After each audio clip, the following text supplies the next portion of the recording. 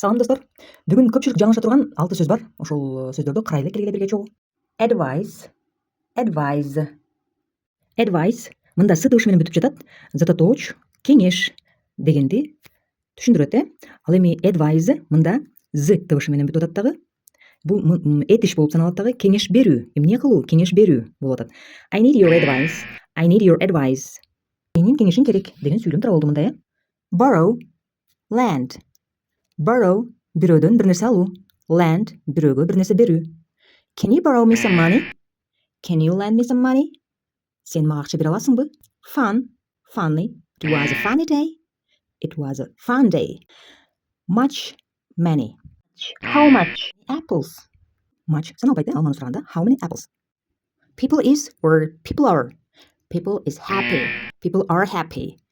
People, эл көптүк санда. Ошондуктан people are happy. I'm agree or agree.